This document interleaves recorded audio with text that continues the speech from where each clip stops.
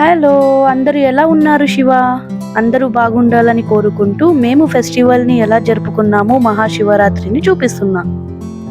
భోగేశ్వర స్వామి టెంపుల్కి అయితే బయలుదేరాము. దేవుడా, మీరు ఎలా ఉన్నారు? మీరు కుశలమేనా? నన్ని కుశలంగా ఉంచి నాతో పాటు ఉన్న నలుగురిని కుశలంగా ఉంచండి అని కోరుకుంటూ ఆలయంలోకి అయితే వెళ్తున్నామండి. ఇప్పుడు మనము ధ్వజస్తంభాన్ని మొక్కుకొని ఆలయంలోకి అయితే వెళ్ళాము. ధ్వజస్తంభాన్ని మొక్కుకోవాలండి, ఎందుకంటే దానికి ఎన్నో నియమాలు ఉన్నాయి, ఎన్నో ఫ్యాక్ట్స్ అయితే ఉన్నాయి. సో ధ్వజస్తంభాన్ని మొక్కుకొని ఆలయంలోకి అయితే వెళ్దాము. ఎప్పుడైనా సరే ఆలయంలోకి వెళ్ళేటప్పుడు ధ్వజస్తంభాన్ని మొక్కండి. భోగేశ్వర స్వామికి అభిషేకాలు అయితే జరుగుతున్నాయండి. మహాశివరాత్రి సందర్భాన అభిషేకాలు అయితే జరుగుతూనే ఉంటాయండి ఈ రోజంతా. మేము ప్రతి సంవత్సరం ఈ శివలింగానికి అయితే భోగేశ్వర స్వామి శివలింగానికి అయితే అభిషేకం అయితే చేస్తాము. శివరాత్రి పండుగ అంటే ఏమిటి చాలా మందికి తెలియదు కదా. అలా మీరు వీడియో చూస్తుండగా నేను నాకు తెలిసిన విషయాలు అయితే చెప్తాను. మహాశివరాత్రి సందర్భాన శివ పార్వతుల కళ్యాణం జరిగినట్టు పురాణాలు నమ్ముతున్నారు. అలాగే ఇదే రోజున లింగోద్భావం జరిగిందని పురాణాలు కూడా చెబుతున్నాయి. పరమశివుడు పురుషుడిగా సూచిస్తూ పార్వతీదేవి ప్రకృతిని సూచిస్తుందంట. సృష్టికి మూలమైన శక్తి చైతన్యాల కలయికను మహాశివరాత్రి పర్వదినంగా సూచిస్తుందంట. ఇది మీకు తెలీదో కామెంట్లో కూడా చెప్పండి. శివరాత్రి రోజున శివుడు తాండవం చేసే రోజు అని కూడా అంటారు. ఉపవాసాలతో లింగం యొక్క ఆరాధనను చేస్తూ ఆ శివలింగానికి మనం ఆరాధన చేస్తూ ఉండడమే ఉపవాసం వల్ల భావిస్తారు. మనం ఉపవాసం ఉన్నప్పుడు, దేవుని స్మరణతో ఉన్నప్పుడు దానినే ఉపవాసం అంటారండి. నందీశ్వరుణ్ణి మొక్కి ఆ తరువాత మనము మన పరమేశ్వరుణ్ణి మొక్కాలి. నియమ నిష్టలతో పూజలు చేస్తూ, పైగా మహాశివరాత్రి అంటే పరమశివునికి ఎంతో ప్రీతికరమైన రోజు కదా. సో మోక్షాన్ని పొందవచ్చు అని మనము ఈ పూజలని కూడా చేస్తాము. నాకు తెలిసిన దానిలో బిల్వపత్రం ఈ సమయంలో మహాశివరాత్రి సందర్భంలో, లేకపోతే ప్రతి సోమవారమైన బిల్వపత్రం మూడు ఆకులు ఉన్న బిల్వపత్రానికి ఉన్న చాలా ప్రాధాన్యత ఉంటుంది. అది ఏమిటో చెప్తున్నా.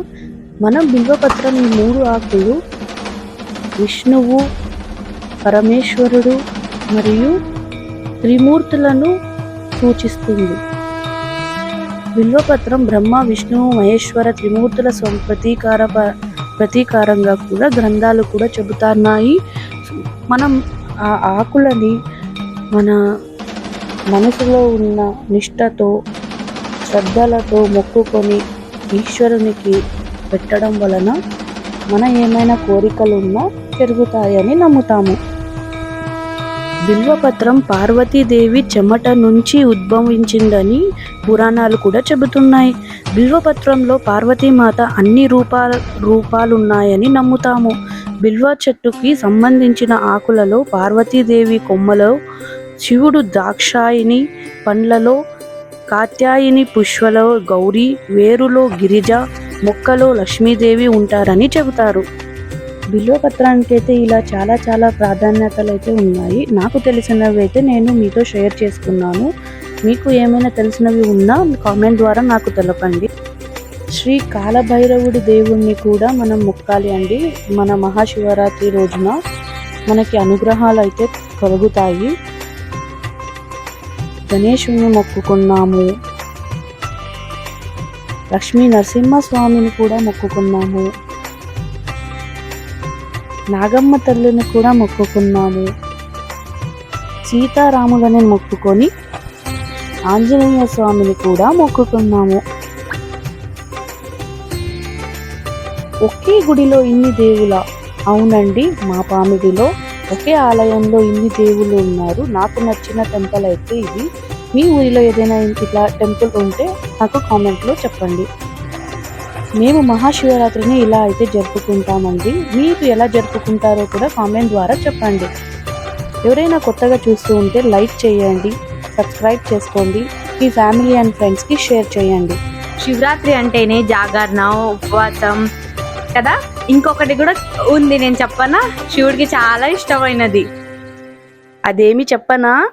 శివరాత్రి రోజున నలుగురికి అన్నదానం చేసిన, లేని వారికి దానం చేసిన శివునికి చాలా ప్రీతికరమైంది. ఎందుకంటే శివుడు వైరాగ్యుడు. అంటే శివునికి దేని మీద ఆశ ఉండదు.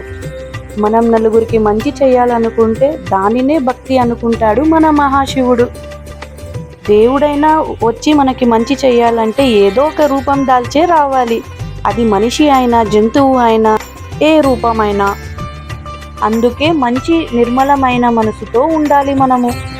ప్రతి సంవత్సరము మాకు తోచినంతలో మేము ఏదో ఒక సహాయం చేసుకుంటూ వచ్చాము. మీరు కూడా మీకు తోచినంతలో ఏదో ఒక సహాయం చేస్తూ ఉండండి. ఆ ఈశ్వరి అనుగ్రహం ఎలా వస్తుందో మనకే తెలీదు.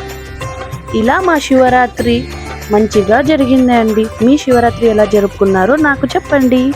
Thank you for watching.